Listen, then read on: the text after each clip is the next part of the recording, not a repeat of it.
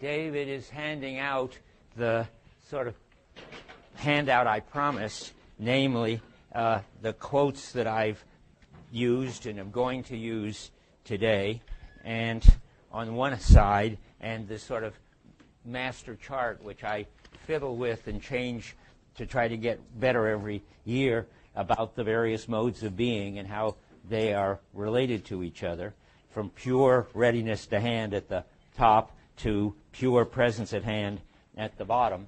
And I don't have any. I'm not going to go over it. I mean, if you read it and discover things on it that surprise you or seem that I haven't touched on or explained, then ask me this time or next time or in office hours, and I'll go over it. But I think I think of it as just a summary of what we've been saying over the last few weeks. On the back of it are the quotes that I have already quoted or will be quoting soon. Before we go any further, any problems or questions? Remember, now we're going to finish, I hope, the part on Descartes today. That's the plan. And you should be reading the space part for next week.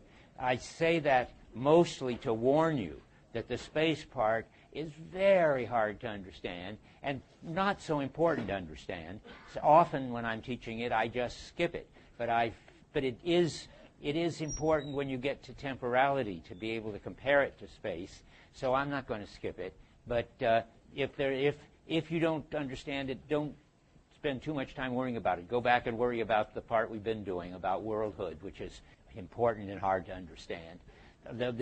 Heidegger said the space chapter was wrong anyway, much later. So if he didn't like it and couldn't, I don't want to make you all suffer. Just read it through and see what you get out of it. Any comment, and then we'll discuss it maybe for the whole week, maybe not. We'll see. Okay, I'm going back to where we were now. And I felt that I didn't do the criticism of naturalism very well. I'm certainly not going to go back over it and read the quotes I was reading, which I felt as I read them didn't actually nail the point I wanted to make anyway. I think I can make the important point simply. About naturalism, remember, is the general criticism that you can't understand Dasein in terms of what you can get about what you can discover about nature by way of natural science. He thinks that's impossible. We'll go back to page 94 where he says that in very cryptic terms and then go on from there. So on 94, he says, 3 lines down near the bottom of 65 in the German, this manner of knowing them, that knowing them as present at hand, as nature, has the character of depriving the world of its worldhood in a definite way. That means desituating, de-worlding, get it out of any relation to us and our practices and purposes. Then you get the kind of nature that science deals with. And then the claim is, next sentence, nature as the categorical aggregate of those structures of being which a definite entity encountered within the world may possess. That means nature as the sort of way of being that all the stuff from electrons to galaxies have, namely there being present-at-hand substances with present-at-hand properties. Those, whatever properties you have, and whatever substance you have, you can never make worldhood intelligible. The thesis is that to get to that kind of presence at hand, you have to leave out all the holistic, meaningful situatedness that goes with worldhood. And once you leave it out, I'm not sure why he thinks, and that's when I was worried last time, I don't really know why he says it's impossible to get it back. I think it's extremely implausible to think you can get it back, but it would be nice to know what the impossibility argument is. I can make up half of it. That is, this came up in a discussion after class last time. Suppose science just declares that they're not interested in the phenomena, that is, our experience of meaning, our experience of worldhood, our consciousness of all of the phenomena.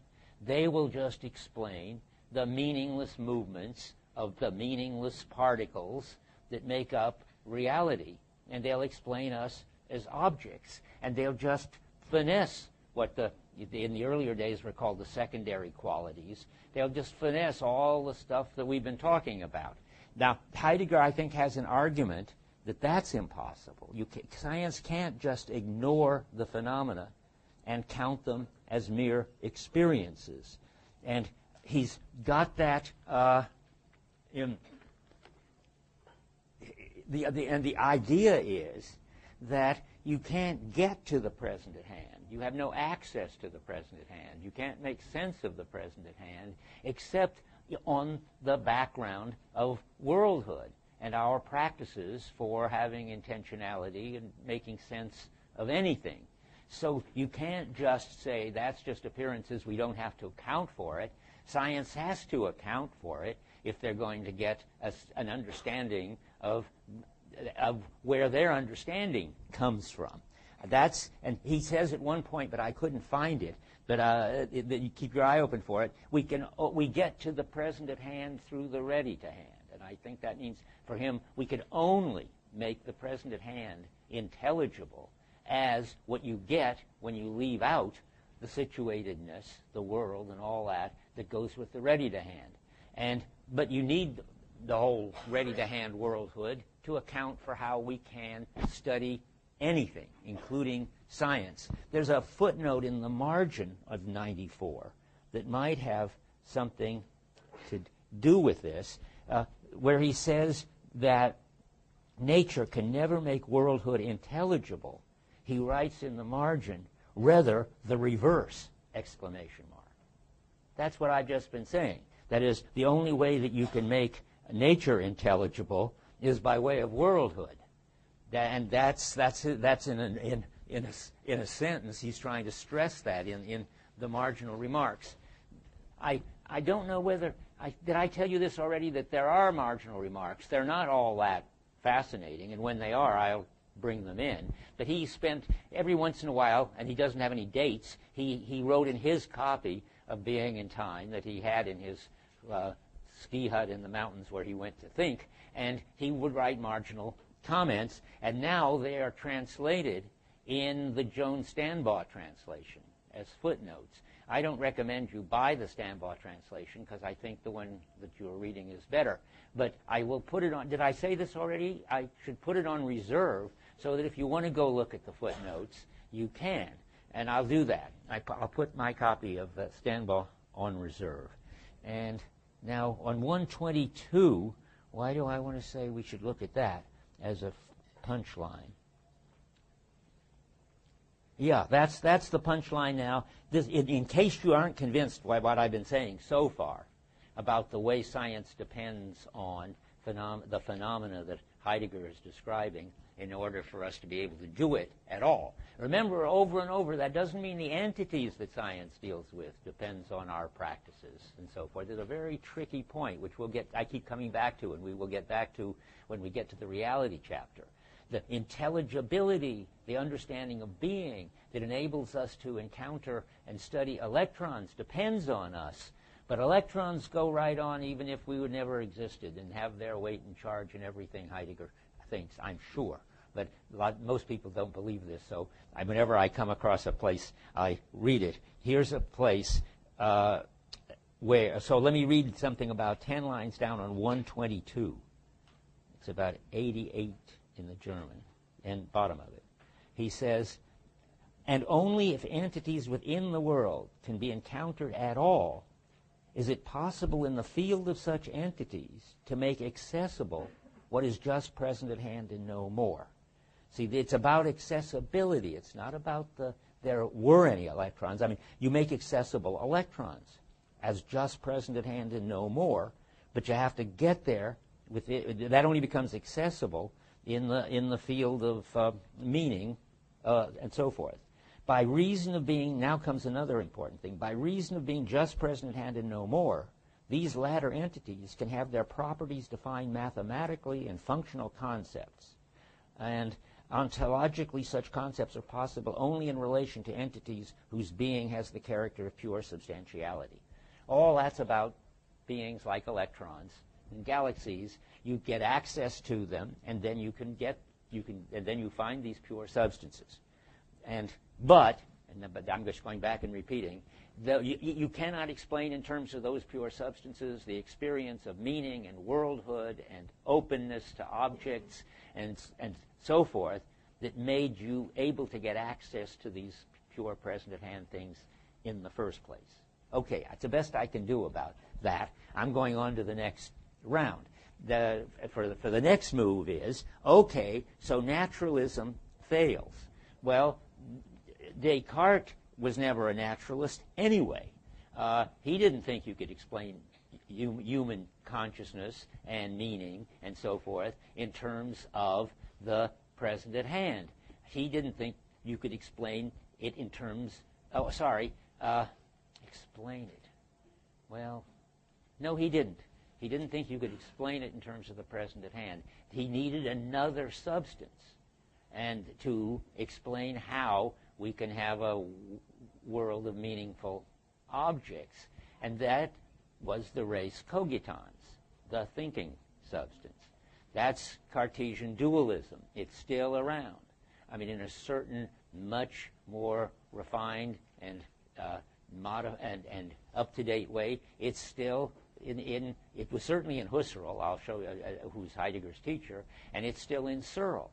There has to be both minds and stuff, and minds give meaning to the brute stuff. That goes through all of this.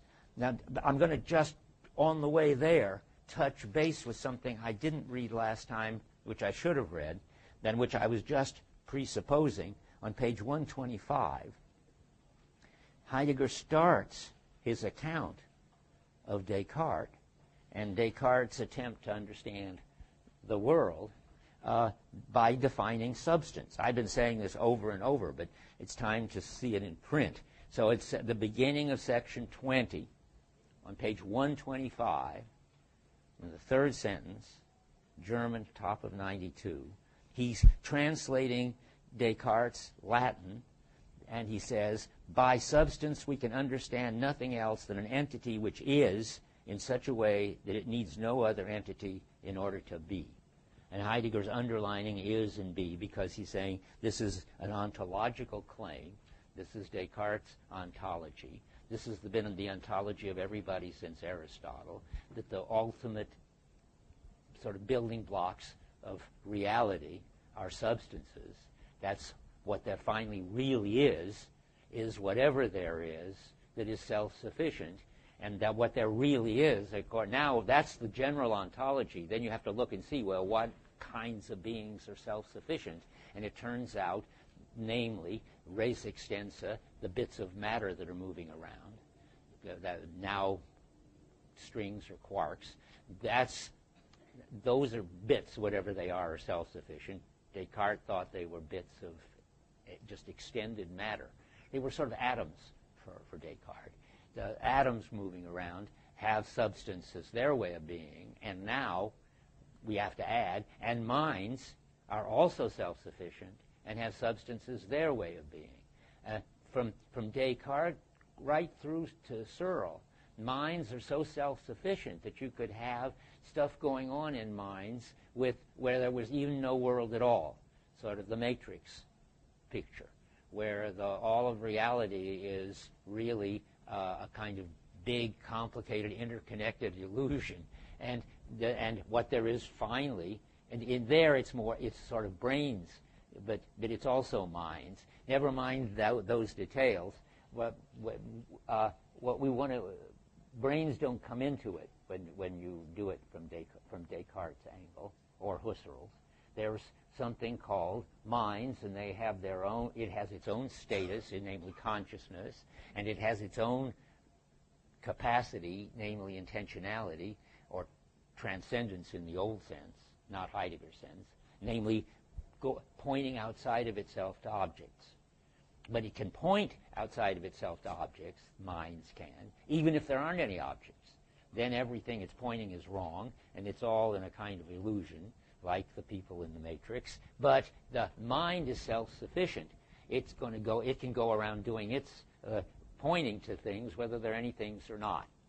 I mean, think of Santa Claus. I mean, whether there's any Santa Claus or not, you can have a representation of it in your mind, and you can have intentionality about it in the sense that you believe that there's a Santa Claus, and you can even, if you're lucky, see Santa Claus coming down the chimney, but there isn't any Santa Claus. Doesn't matter. Okay. Now we've got brute facts in Searle language. That's that's extended things, and we've got what in Searle language, intrinsic intentionality. That's the mind's capacity to give meaning to things. And how does it work in Descartes already? And in Searle it hasn't changed a bit. Well, that the minds give meanings, value predicates, in Searle language function predicates, to bits of matter, and thereby treat matter as lecterns and chairs and chalk and so forth. And that's the crucial move for getting worlds out of substances, of these two substances. And now it's so important to just see that, and particularly since, amazingly enough, in Searle's book on social reality, it still sounds exactly like this. I'm going to read you the bottom of 131. In German, the bottom of 98. I'm going to read a long passage, but it's just straightforward what I've been saying.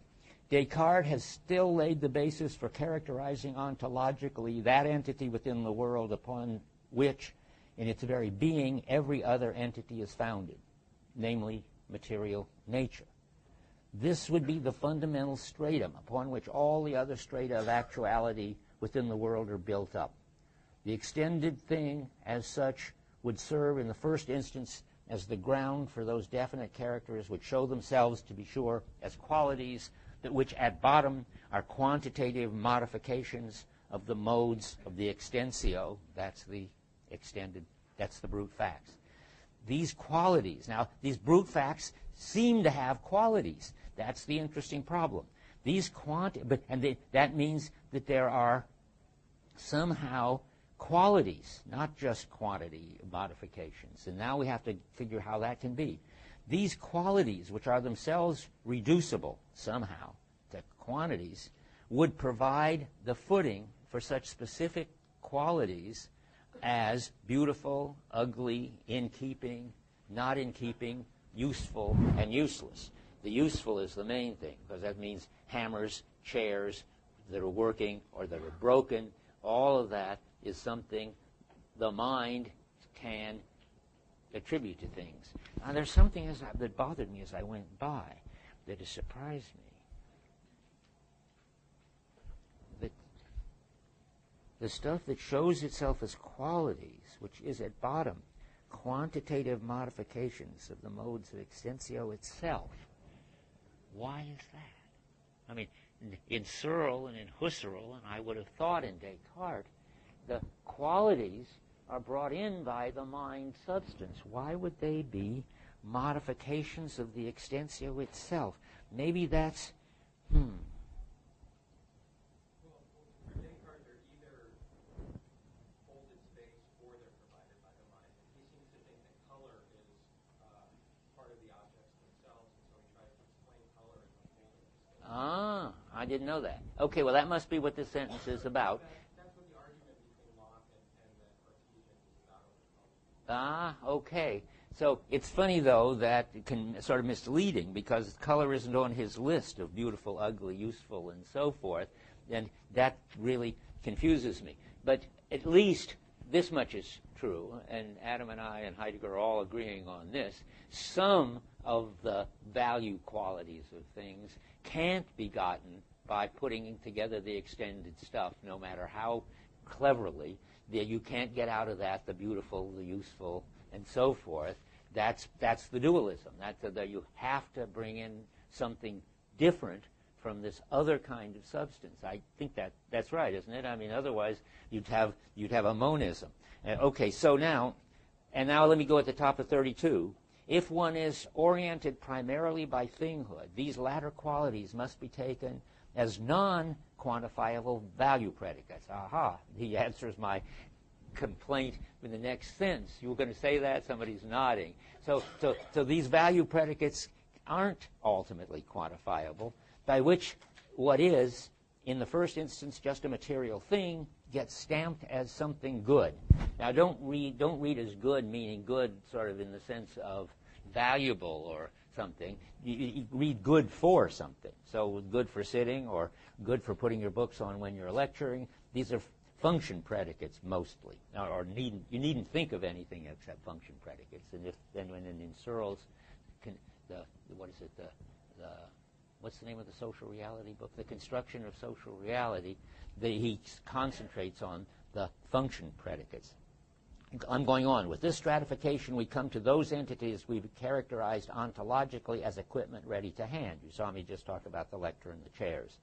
The Cartesian analysis of the world, where world means the totality of things, would thus enable, remember the quotes, when world is in quotes, it isn't Heidegger world, it's the wrong view of world that people have had up to Heidegger. The Cartesian analysis of the quotes world would thus enable us for the first time to build up securely the structure of what is proximally ready to hand.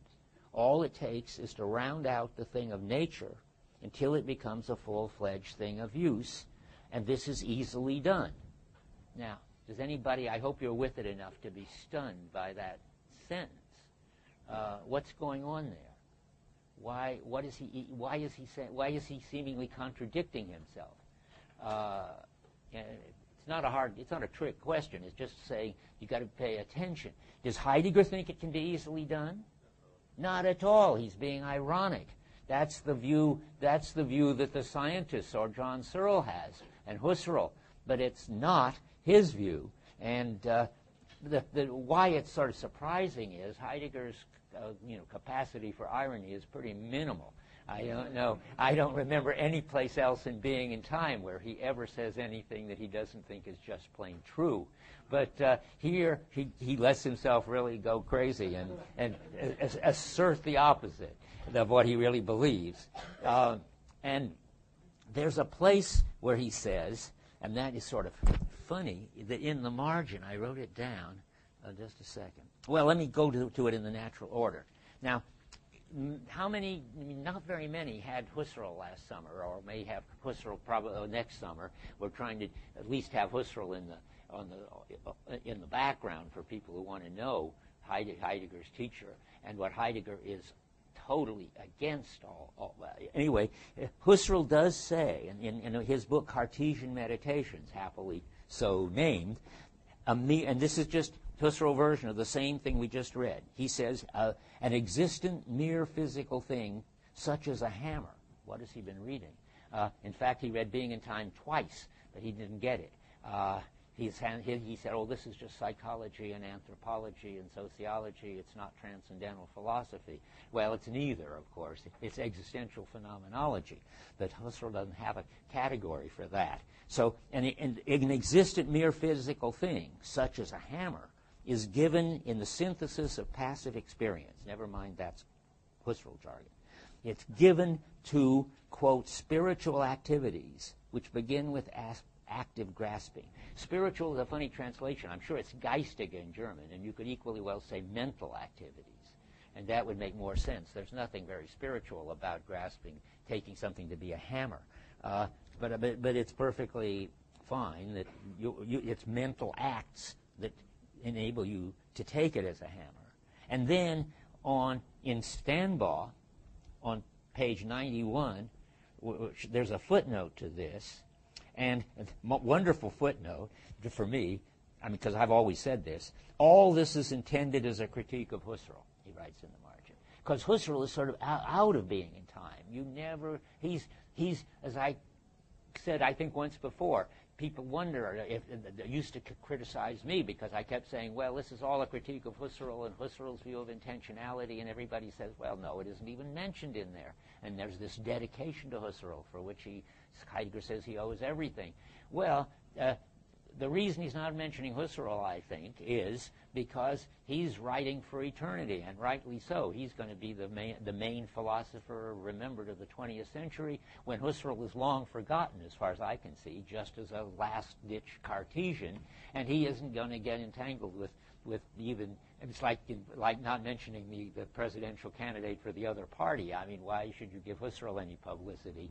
But in the margin, he does say that, of course, it's all aimed at Husserl, and it's aimed at Husserl because the students have been listening to Husserl. So in his lectures, in Basic Problems, and in History of Concept of Time, it's all over, written all over that he's talking about Husserl, and that he's got a different, more primordial understanding of intentionality than Husserl. And here he's also aiming at Husserl. And so now Heidegger has to answer the people who say we can understand the world as brute nature and then just contribute as minds meaning and functionality, function predicates. And that means we can those people are mainly Descartes, Husserl, Sartre, who's very close to Husserl, and Searle. I'm sure there are millions of others too, but those are the big ones that I know anyway. And now what is his answer? And I've said this once, but now we're going to have to spell it out. His answer is that when you understand how holistic a function like hammering is, and that means how hammers only make sense in relation to nails, in relation to wood, in relation to frames, in relation to houses, and then the end of that for the sake of chain is, and people needing shelters. But remember, from my point of view, that's still the beaver chain, so to speak. But then you also have this further holism. This is what I was talking about last time. And it only makes sense for beings who take a stand on themselves as shelterers or something else. And that is so holistic that to think that you can just take a blob on the end of a piece of wood and add an isolated predicate that it's for hammering, that you would capture anything like what it is to be a hammer, would just be absurd. I mean, once you see the phenomenon of what it is, what's involved in something being a hammer, you couldn't, the idea, remember, value predicates are substance-like. They are self-sufficient function meanings which you pin onto a self-sufficient nature entity, and that's supposed to capture enough meaning of hammering that you can that we normally have. Well, Heidegger would just say no. They all presuppose the referential whole and significance. So on 132, at the bottom, in italics, in the German, I don't know where we got lost. Their German has disappeared from that page. The very bottom of 99, about 10 lines from the bottom of 132. And if we are to reconstruct this thing of use, which supposedly comes to us in the first instance with its skin off, that is, that's the brute fact, does not this always require that we previously take a positive look at the phenomenon whose whole, that's better than totality, whose wholeness, whose holism, such a reconstruction is meant to restore? Meaning, once you get the phenomenology right, you see that the whole Cartesian project is wrong, impossible. Now comes, for the rest of the lecture, something that's only going to happen once in here, and that is a bit of the history of this, because it's so interesting that this is the point at which Heidegger became extremely relevant to people actually having a research program, which was in effect the attempt to do just this job of capturing everyday intelligibility using brute facts and function predicates. And that was, by this amazing accident, happening at MIT when I was teaching at MIT. So for a little while, Heidegger and reality, namely money from DARPA, the Defense Department, of about $1 million a year, comes to MIT, and they're promising that they're going to be able to create artificial intelligence, that they're going to be able to use computers, and all they're going to have are brute facts and function predicates, and out of that they're going to make it this robot that's going to behave intelligently. And there I was teaching at MIT, and reading Heidegger and believing his phenomenology and saying, that's impossible. You guys can't do that. And so there was this fascinating moment in which, I mean, what would look like the most abstract talk about being in this by this German philosopher in this dense way had immediate relevance to a very popular and well-supported research program. And I'm going to talk about it now and give you quotes about it. And every once in a while, I turn out to be in these quotes. I'm not trying to make propaganda for me, but Heidegger and me got very entangled at that point, and they didn't think of themselves as fighting Heidegger. They thought of themselves as fighting me. They tried to keep me from getting tenure at MIT. It was too late to get Heidegger. But they said that they had to get rid of me at MIT because I was giving a false appearance of plausibility and scientificness to this kind of crazy philosophy stuff, and that was very dangerous because somebody might read this at DARPA, that's the defense money people, and take away their millions of dollars. At which point I was tempted to find somebody to dress up like somebody from DARPA and have lunch with them in the faculty club and scare the people from the artificial intelligence project to death. Things were very tense. I mean, none of them would speak to me and could be seen speaking to me without getting into trouble, except one courageous one named Joe Weizenbaum, who was beginning to have doubts about AI, and he would meet me out at his home in Lexington. It was all completely bizarre. But I won. I got tenure, and they failed. It was amazing. They had a research program which was exactly applied Cartesianism, and that research program had been refuted by Heidegger, and they just didn't know it. But they found out it's over, that research program. Minsky was the head of MIT at that point, and my big opponent.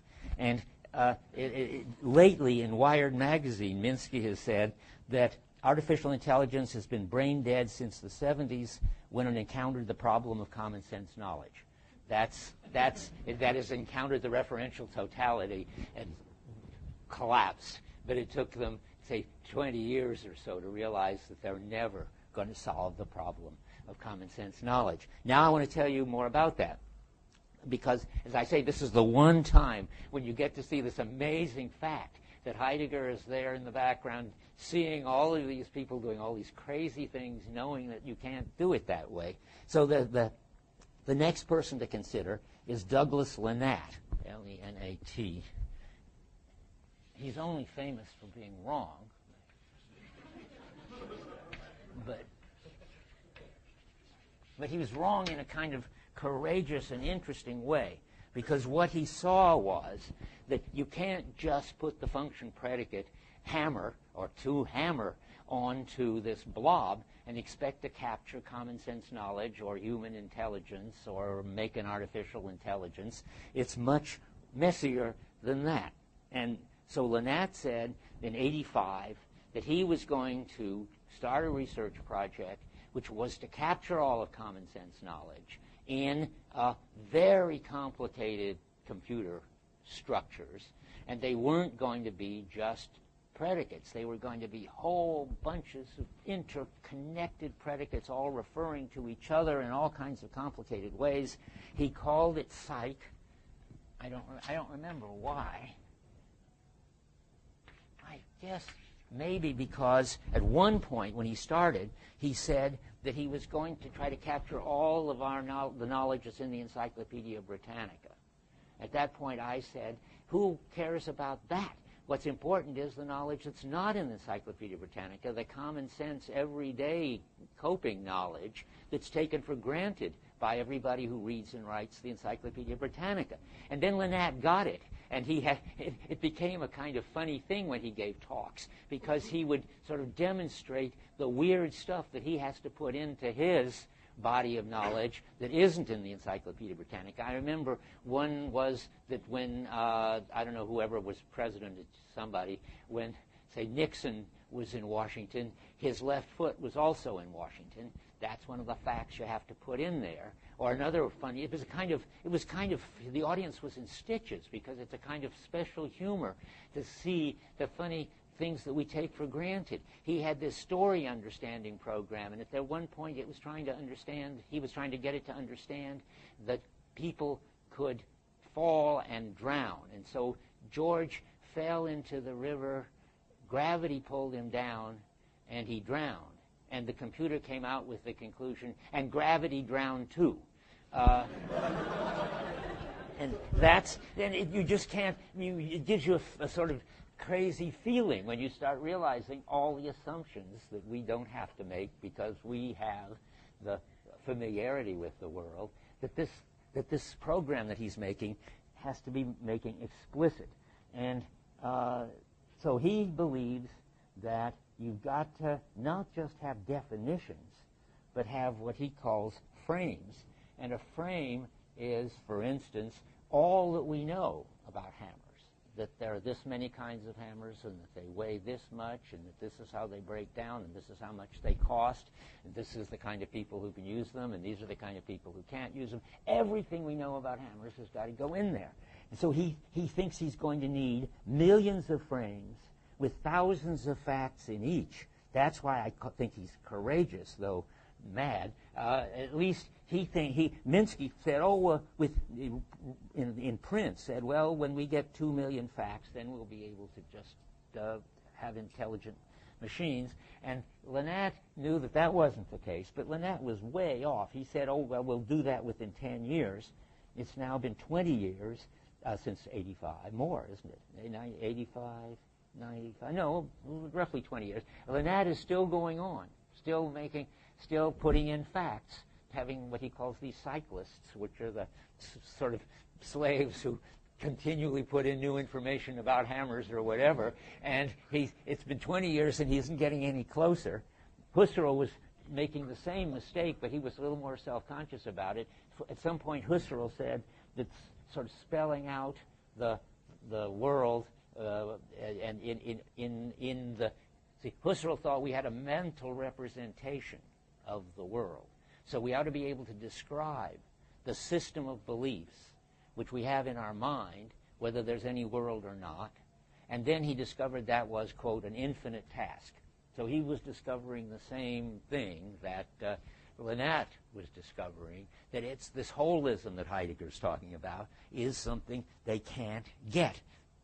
But when I was involved in this, I sort of switched the question from how many facts you have to put in to a further problem, which I think Heidegger sees, that the more facts you put in, the harder it's going to be to get the relevant facts to come to bear on any particular sort of utterance about hammers or seeing a hammer. All these facts are supposed to come into the picture when they are relevant.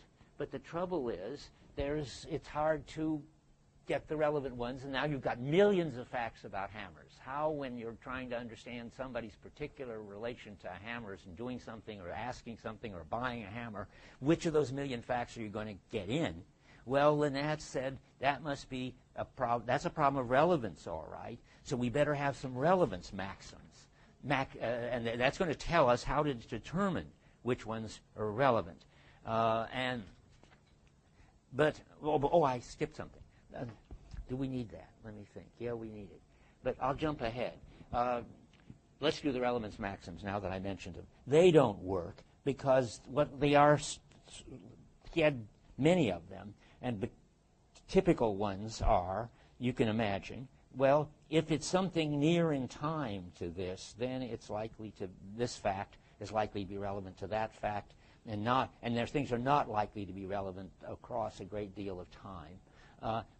Easy to think of counterexamples to to that. If you make a promise now to do something a year later, it's very relevant, even though it's not nearly as near as what's happening the same day. And of course, all kinds of things in history where people have made promise-like things.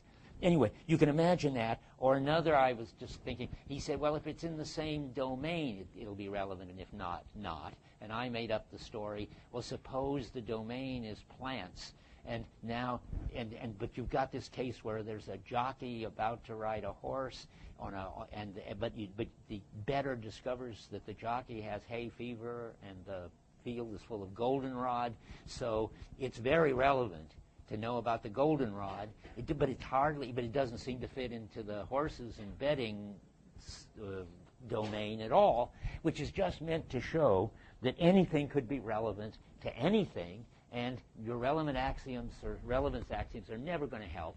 One way to see they're never going to help is, I had lunch once with Gua, who was, I forget his first name, who was Lynat's main assistant, and ask him, well, what happened with these relevance axioms? He doesn't talk about them anymore. And Gua said, well, he got thousands and thousands of them, and then he didn't know which relevant maxims were relevant.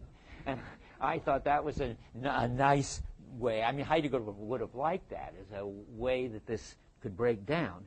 And Fodor, whom I mention Jerry Fodor every once in a while now.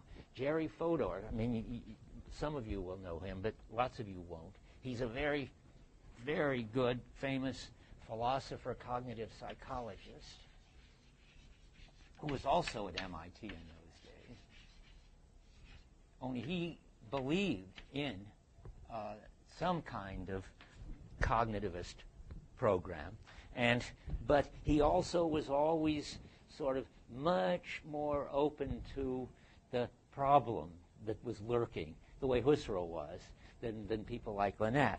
Fodor says, in a book called The Modularity of Mind, but it doesn't matter where it comes out, he says the problem is, and this is the problem we've been talking about now, the whole holism of our system of beliefs about everything.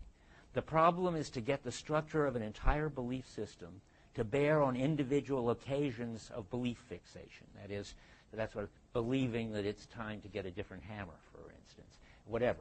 Some specific belief about something specific. Remember I said, well, there are millions of facts. How do you get the relevant ones? Well, he says, we have, to put it bluntly, no computational formalism that shows us how to do this. That is, to see how the entire belief system bears on individual occasions. And we have no idea how such formalisms might be developed. This is the last sentence of his book. If someone, a Dreyfus, for example, were to ask us why we should even suppose that the digital computer is a plausible mechanism for the simulation of global cognitive processes, the answering silence would be deafening. And later, in reaction to Pinker, that some of you may know is the sort of guru of cognitivism now, Fodor wrote a book about 4 years ago called The Mind Doesn't Work Like That. And the last sentence there is, what our cognitive science has done so far is mostly throw some light on how much dark there is. So far, what our cognitive science has found out about the mind is mostly that we don't know how it works. Well, Fodor is smart. Fodor understands that there's a big problem. He has no idea what to do about it, and that's sensible too if you're committed to having to find some model in which you have these formal relations, that is, logical relations between elementary facts. But he's always seeing that, gee, we don't know how to do this. We don't even know how to begin to do this. So now, where are we? I haven't let anybody say anything since I started talking 45 minutes ago. That's shocking. Doesn't anybody want to say anything? I mean, sort of, I'm telling you a story that you have really no reason to have any opinion about. You have to take my word for it, unless you want to call in Minsky or somebody, or Jerry Fodor. So I'm going on with my story. So now we've got one more thing I have to tell you, that there is something called the frame problem. That's not the problem of how to get everything into the hammer frame, where every object has a frame. It's a special problem. And it's a problem that everybody sort of knew was going to be unanswerable by the people in artificial intelligence, the sort of Cartesian approach, but they just sort of repressed it. And then when I heard this frame problem, I thought, oh boy, there it is. That's what's going to get them. So what is the frame problem? Well, the computer has in it, like we have in our minds, according to this view, a representation of the current state of the world as a bunch of interrelated facts. And now suppose something changes in the world, like, I don't know, I paint a wall blue in a room. How does the computer determine which of the represented facts stay the same and which representations have to be updated? It's another version of the relevance problem. When something changes, it's just incredible. I fold up my book and I put it over here. How many beliefs in my representation of this room can I leave the same, and how many do I have to change? There is no systematic way of dealing with it. And Minsky said, well, you've got to have a different kind of frame to deal with that. You've got to have frames that deal with typical situations, like going to a birthday party. And then you can organize that will tell you what are the relevant facts at a birthday party, that you have to pay attention to the kids who were there, to the presents, to the ice cream and cake, to the parents. You don't have to pay attention to whether there are any goldfish in the house or whether it's sunny or not, and so forth. And interestingly enough, then this is just something else that's sort of amazing in all this. Minsky came up with this idea of frames. I've never been able to prove what I'm about to say, except it's a fact. I had a student named Jim Geiser when I taught at MIT, who I taught Husserl to. Husserl, when he was dealing with this problem, came up with the idea of what he called frames, in which in the frame for anything, there were the necessary conditions, the essential conditions of the thing, and then a lot of, default conditions. And lo and behold, Minsky comes up with the same idea, only not for objects, but for situations. So the birthday party frame has in it all the essential features of birthdays, and then it has sort of the optional features of birthdays, like maybe whether there's a clown or not. And Minsky called it all frames. So lo and behold, Husserl is in there defending his side through Minsky against Heidegger, who's in there defending his side through me, and it seems to be a sort of head-on collision.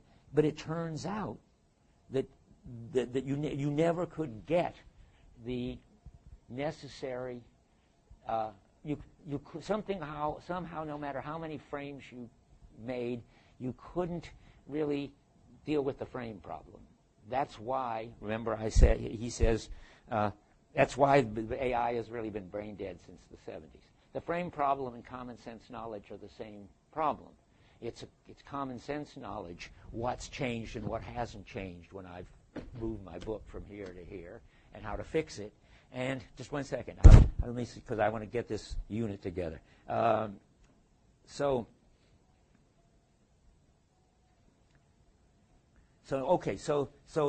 there's no way to deal with the frame problem that Minsky could figure out, or anybody could figure out, or that Fodor thinks nobody will ever figure out. Yeah, now go ahead.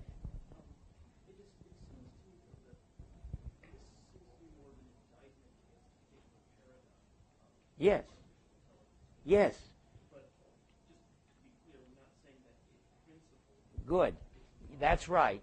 So let me say that. If artificial intelligence means making computers that behave intelligently somehow, that's certainly not what I'm arguing against. The research program that I'm arguing against, which was the only game in town when I was at MIT, is now, you'd have to say, symbolic information processing, or as I say, my old student John Hoagland calls GOFI, good old-fashioned AI. That's a particular way of trying to make a computer intelligent, and it's a particular model of how we do it, namely by having representations of the world in our minds in which all these facts are laid out. and rules for finding the relevant one, and rules for saying what changes when you change something, and that's the one that they had to give up on. Now, just to show you what else you could do, and it's in fact what they're doing, you could try to model the way the neurons do it, and then you'd have simulated neural networks, and then you could try to teach simulated neural networks how to discriminate various classes of things by giving them descriptions of things, and then they come up with it. Here's a successful one. There's a neural net that can distinguish the sound coming off rocks, the ping, the sound that comes off rocks with sonar, and the ping sound that comes off mines. So if you're going around looking for mines, you want to be able to do that, and there are human beings who can do that, but there are simulated neural nets that can be trained to do it, and can do it as well or better than people, but they don't have any rules in them, or any basic facts in them, or any representations in them. You just change all the weights on the neurons until it gets the right answer, and I'm not going to tell you more about it, but it's in relation to him. So do you know the guy in Brown who does this by any chance? Anderson, I think it's. Yeah, because they're one of the famous neural net people who, during all the time that the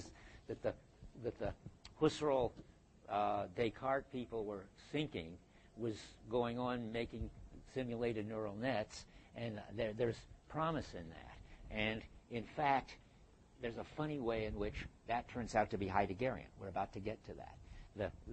There is a right way to think about this, and lo and behold, not only does Heidegger have the argument that good old-fashioned AI, symbolic information processing, based on mental representations or computer representations in them of the world, that's not going to work. But then there is something else that might work. So let's go back to that. Now let's see, where are we?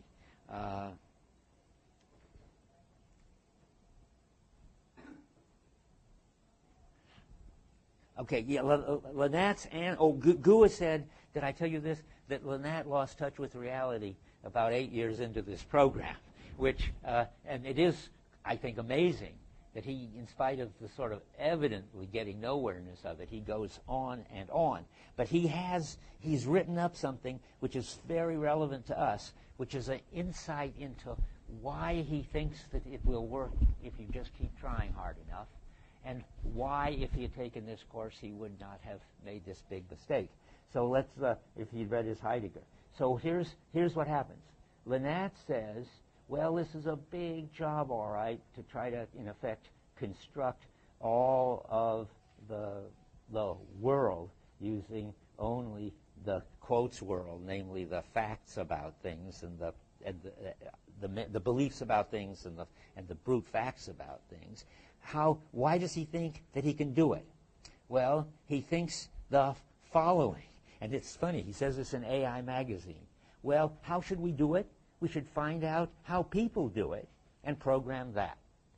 I mean, and that's, now you have to translate that. That means, how do we, out of brute facts, make up a world in which the meaning relations and the relevant relations are captured in your computer model?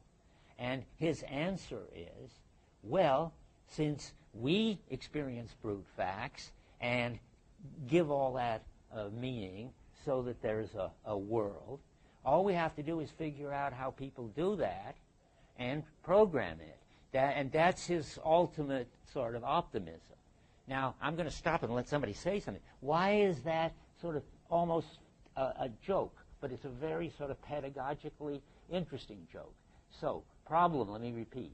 How do we manage to deal with all the huge number of brute facts in the world and give them all a meaning? Answer, well, I don't know, but humans obviously do it, so all we have to do is find out how humans do it. Where's the problem?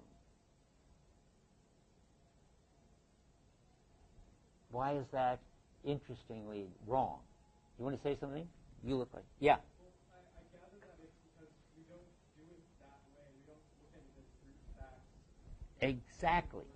Exactly. We don't. I mean, that's the Cartesian assumption, and Searle assumption, that there are only brute facts in minds, and so minds have to assign function predicates to the brute facts. But that's wrong. That's bad phenomenology. There isn't any way humans do it. This question, how do we manage to represent and organize the vast array of facts that makes up common sense knowledge and find just those that are relevant in the current situation? That is, how do we give meaning to brute facts? And the answer is, we don't. And what do we do then? Well, now we're connecting up with the course. What does Heidegger think we do? Well, the tricky thing is that if you look at the situation from outside in a detached theoretical way, there are only brute facts, and then you have to figure out how to give them meaning. But we are, to talk like Heidegger, always already in a situation. Familiarity is constitutive of our experience. We never, except on weird special cases, have this problem of how to give some meaning. Well, if you've come across some strange thing that you don't know how it is, and when you're doing sort of Egyptian archaeology, then you would have a brute fact and you would try to figure out what its meaning was. You would probably fail because you won't have the totality on which it fits, but at least you might have that question. But generally, of course it's not mysterious. You grow up gradually crawling around, you discover what floors are for, and finally you discover what doors are for, and you discover how to open the doors, and once you have enough experience, and your neural net, whatever is going on in here, gets tuned somehow, which obviously is going to have an explanation, but it needn't have an explanation in terms of facts and representations. But once you get once you have enough experience, then what? When it's hot in the room, windows just draw you to open them. When you want to get out of the room, doors just draw you to the to go out. And the whole world is always already organized in terms of familiarity. Now, one more thing, but of course not the finished familiarity that you and I have more or less already, knowing lots and lots and lots. But knowing it isn't even right. Seeing the world in such a way that what's relevant just pops out for us. If it's hot, it's windows. If it's leaving, it's doors. We don't have that sort of full blown. We gradually get it, and it looks like maybe I'm begging the question: how do we gradually get it? The answer is I have no idea. I mean, the brain does it somehow. Whatever it does it somehow using the neurons and the connections on the neurons. So maybe if we could make a model of that, we could make something maybe on the scale of a lizard that did. There's a famous professor here, Walter Freeman, who thinks he can program something that will behave like a lizard, but he doesn't do it the way, with internal representations. So I'm not focusing enough for you. So we gradually, somehow, there's a process, and it doesn't involve, as far as anybody knows, rules or representations and beliefs and frames and such. Something goes on, and we get a familiarity with the world. And once you've got a familiarity with the world, then the things that are relevant just pop out at you. Now, but Lennat begs the question, of course, when he says, well, humans give meaning to brute facts, so all we have to do is figure out how they give their meaning, so to speak, fact by fact to the brute facts, and we will then be able to do it. Well, that won't work, because that's not what we do. Now, I saw a hand. Somebody, yes? So in the study of consciousness, a lot of times various people cite neurological disorders that give shed light on particular things they're interested in. Is there any neurological disorders that result in the familiarity you have with the world breaking down, or something that sheds light on that's how we live? Yes, sort of. There are models of how us and animals, and we're not any different than animals on this, gradually make sense of the world so that it shows up for us full of meaning, And we need a new bit of jargon, and that's where Heidegger comes back in. The idea is not that we come to the world like minds from outside and gradually learn about things and learn about breakdown. This always already thing when you do it in a neuro way, is called coupling. And the idea is that somehow the brain and the world are always already coupled, so that there isn't any sort of mind coming in from outside. And in Walter Freeman, that means that, this is just going to be jargon to you, but just so I can say something, he has models of rabbits smelling. That's what he's studied all his career. And when rabbits learn a new smell, and rabbits, when they get a smell, then the olfactory bulb in their brain goes into a certain attractor. That's just a certain energy state. And when they learn a new distinction, say between the smell of celery and the smell of turpentine, then they get another attractor. And all these attractors get rearranged. There's this holism of attractors and distinctions and so forth. Anyway, the crucial thing that you have to get a feel for is that the attractors are only there when the rabbit is there acting in the world. There's this coupling between the thing that has a smell and the state that the brain is going into. So, and it's that always already. You can't understand what's going on in the brain except that it's interacting with the carrots or whatever, and the animal is, and you can't understand interacting with the carrots except in terms of all the other things the animal has learned to interact with. That's considered Heideggerian AI.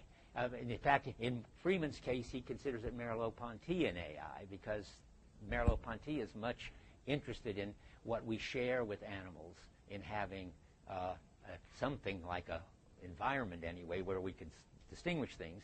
And so the Heideggerian level, nobody's trying to program how beings take a stand on their own being. But if we could just get a clue as to the familiarity, I mean, animals have familiarity too. You don't need to have a familiarity in which things connect up with your self-interpretation. It's enough remember, they're two for the sake ofs. Animals, beavers share the for the sake of building huts, and they need shelter, and that's the kind of thing that Merleau-Ponty is interested in, and that's the kind of thing that somebody like Walter would try to understand how the brain does it.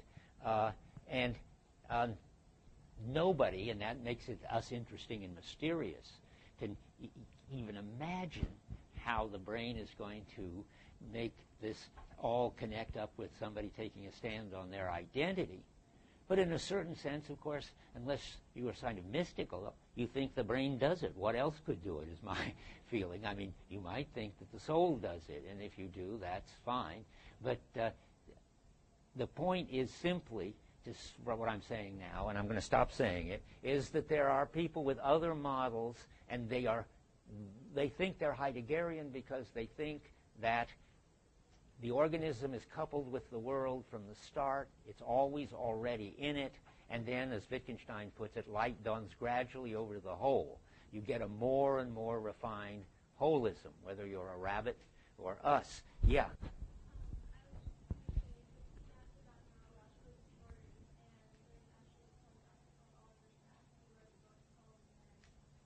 Yes, how is that going to be relevant? She wants to talk about Oliver Sacks, who wrote a book, The Man Who Mistook His Wife for a Hat, and writes for the New Yorker about all kinds of weird brain pathology. I like him a lot.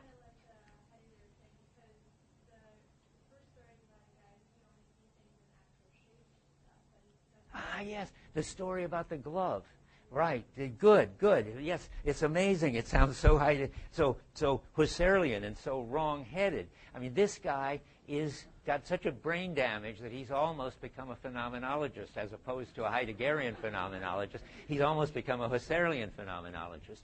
When shown a glove, he doesn't see it as something to put on your hand in colder weather or anything. He says, I see it's an object with 5 outpouchings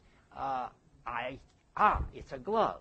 He deduces from its sort of properties its function, and in a non-world-like way. And this poor guy is so far gone that somehow, I forget how, he manages to misdeduce his wife and think that she's a hat. He tries to put his wife on as they're leaving the office. That's pretty extreme. But in any case, yes, there are pathologies in which people lose being in the world. That's a very funny, and funny isn't the right word, weird thing, and Sachs is interested in it. Did I see another hand? Okay, oh yeah.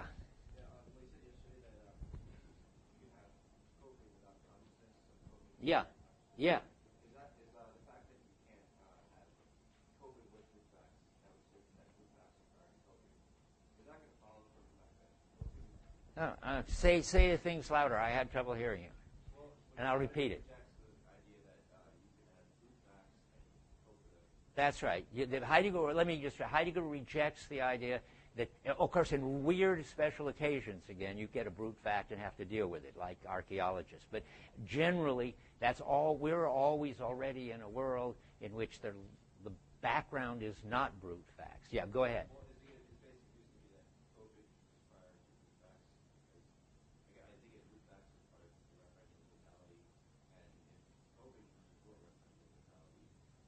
Like the brute facts aren't part of the referential totality. They're what's left when the referential totality either breaks down, as when something's missing in the workshop, and then there's all this stuff around that you can't make any use of. Of course, you still know what it's for, but it's sort of half broken down. But normally, we never encounter brute facts. And even, of course, the archaeologist isn't really encountering brute facts. He knows that this is some kind of equipment which relates to other equipment and so forth. So we are always, the crucial thing is we're always already in a world in which lots of stuff is interconnected with lots of other stuff, and we don't even have to be conscious of it. That's what you were saying, too. We just automatically cope with it so that the relevant things just show up for us. So am I answering you, or just missing what you're saying?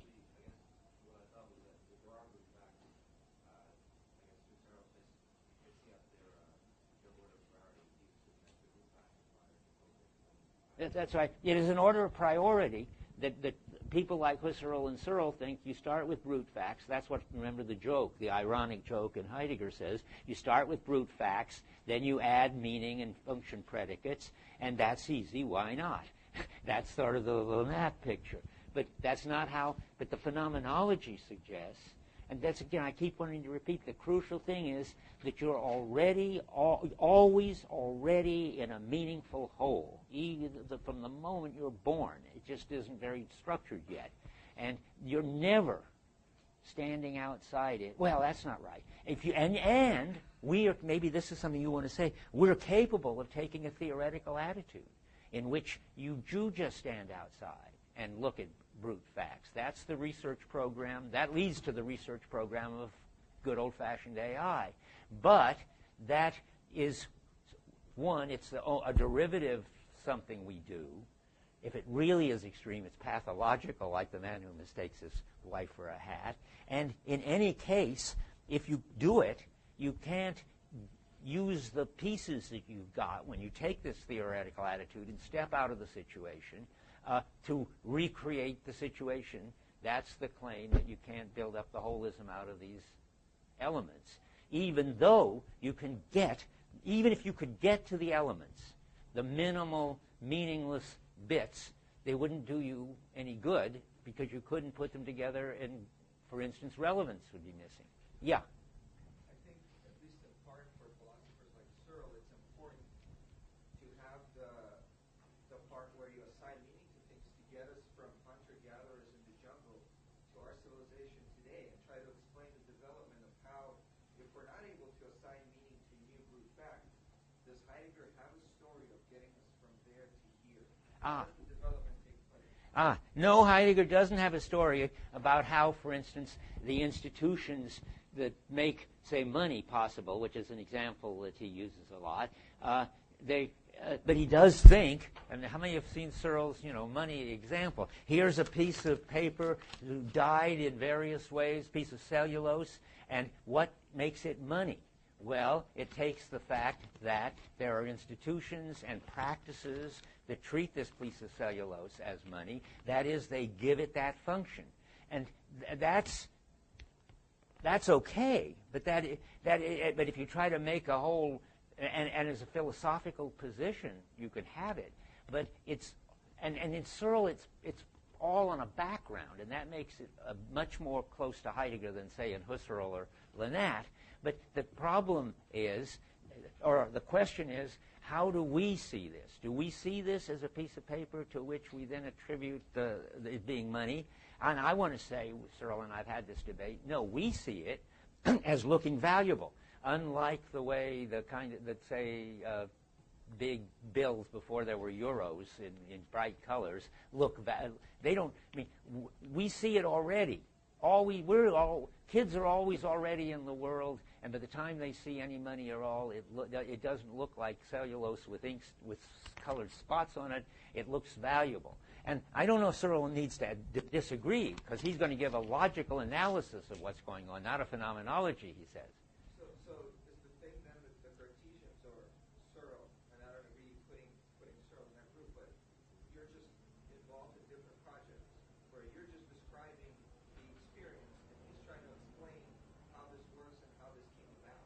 Right. I mean, if you want to explain how these institutions, these complicated institutions develop and what how intentionality is involved in them, that's right, that's Searle's project. But if you're going to do the ontology, then Searle's a Cartesian, because if you ask, well, what is there finally? The answer is brute facts and minds with intentionality. And he's going to analyze everything in mind to world direction to fit and world to mind direction to fit, and that's a different project. Okay, you want to say something? Good. Yeah. I just wonder, in Heidegger terms, whether there could ever be anything like a brute fact at all. I mean, whether we could ever experience it. That a brute fact would only be a kind of default from a dropping out of some kind of context of meaning. Well, I think that's right and not quite right. I mean, it may be that once we're always already in the world, we can never totally de-world, so that we can get we can take a theoretical attitude, I think, and get brute facts. You can get cloud chamber paths or something, and they only mean something in a theory. This is for later, because I mean this is about to do whether science gets brute facts, and when they do, what do they do with them? Well, they use them to find out about brute objects like electrons. And I think Heidegger thinks that's all terrific, but that's derivative from remember, we're back at the very beginning of the lecture. It's only because we have a world and we can deal with the ready to hand that we can finally, by a lot of de-worlding, get to the brute facts. But they are, or maybe never. But, yeah. Just in answer to that question, it would seem for Heidegger that a new meaning can only be generated out of an already existing meaning. That there is that hermeneutical circle. I think that's right. If he had a story about it, it would be a kind of circular story. Well, you can't talk about a brute fact, which then becomes meaningful. You can talk about a sort of quasi-meaning that gets clarified. It all depends, and we have to put it off until we get to the reality chapter, on what does it mean to de-world, which theory can do. And if theory can de-world, it looks like you can cause a kind of systematic breakdown that will reveal the brute facts to you, I think. But we have to look and see. We may disagree about that. I want to make sure that I get the next 5 minutes to finish this, because we're not going to go back to it. So let's see. I want to see if we've done all these quotes. Yeah, there's the Husserl quote. There's the Fodor quote. No, there's still the punchline. We've got to get to Heideggerian AI. And that is, I'm rushing to Heideggerian AI. There is a book out this year called, it looks like this, Reconstructing the Cognitive World by Michael Wheeler. And I will put my copy on reserve in the library, unless I can get the library to get it in a hurry. What's interesting about this book is it says where AI is now is Heideggerian AI. And that's his thesis in this book. And where's my little quotes? Because here we are at the bottom. No. I guess I didn't. Oh, this is annoying. I didn't put that quote in, but I'll put it in right now. Where are we? 5, 6. A Heideggerian, quoting him, a Heideggerian cognitive science is emerging right now in the laboratories and offices around the world where embodied, embedded thinking is under active investigation and development. That embodied, embedded is the always, already in the world coupling kind of AI that he's talking about there. And now these two things come together in this interesting way. And after the failure of good old-fashioned AI, Minsky was no longer head at MIT. I was at Berkeley, and they called me back to give a talk to the AI people. And I gave them a talk, why AI researchers should study being in time. And that's where finally these two came together. And I said, quote, the meaningful objects among which we live are not a model of the world stored in the mind, but they're the world itself. In that very same year, Rodney Brooks moved from Stanford to MIT, became head of the MIT AI lab, and declared, quote, that the best model of the world is the world itself. And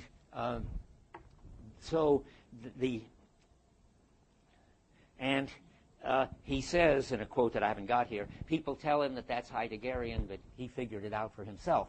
And I don't, I'm not going to try to settle that. But what he says about the frame problem is interesting, and I want to read it. He says he makes robots, and they don't face the frame problem. Why not? Because they don't have representations of the world. They just have cameras that keep track of the world and microphones that keep track of the world. And he says, why could my simulated robot handle the frame problem? Because it was using the world as its own model. It never referred to an internal description of the world that would get out of date if anything in the real world moved.